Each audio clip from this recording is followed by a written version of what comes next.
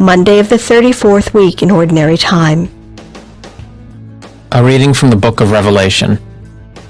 I, John, looked, and there was the Lamb standing on Mount Zion, and with him 144,000, who had his name and his Father's name written on their foreheads. I heard a sound from heaven, like the sound of rushing water or a loud peal of thunder. The sound I heard was like that of harpists playing their harps. They were singing what seemed to be a new hymn before the throne, before the four living creatures and the elders. No one could learn this hymn except the 144,000 who had been ransomed from the earth. These are the ones who follow the Lamb wherever he goes. They have been ransomed as the first fruits of the human race for God and the Lamb. On their lips no deceit has been found. They are unblemished. The word of the Lord. The responsorial psalm, the response is, Lord, this is the people that longs to see your face.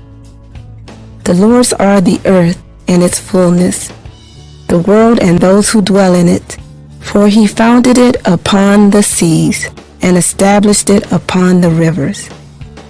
Lord, this is the people that longs to see your face. Who can ascend the mountain of the Lord, or who may stand in his holy place?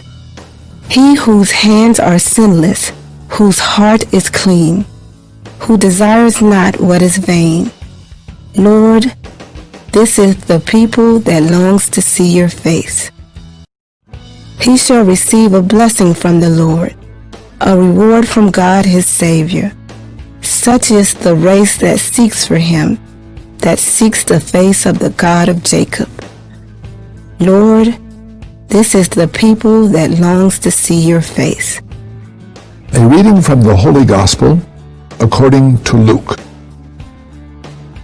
When Jesus looked up, he saw some wealthy people putting their offerings in the treasury, and he noticed a poor widow putting in 2 small coins.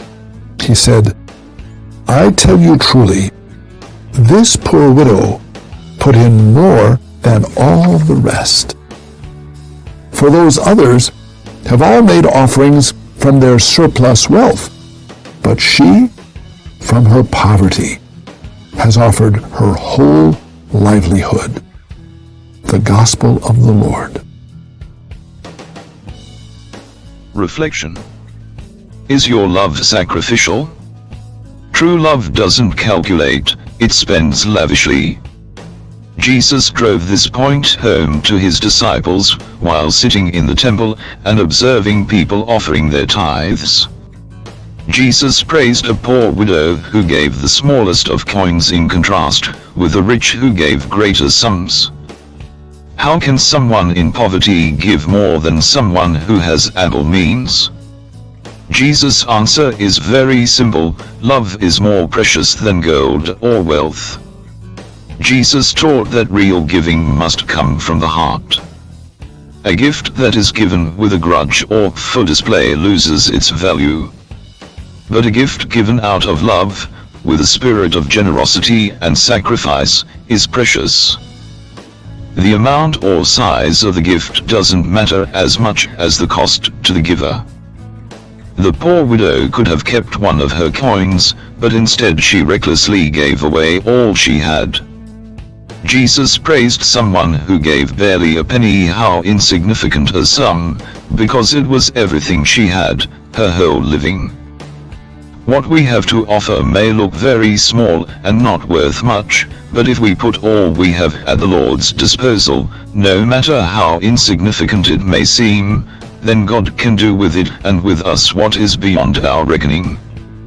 Do you give out of love and gratitude for what God has already given to you? Lord, your love knows no bounds, and you give without measure. All I have comes from you.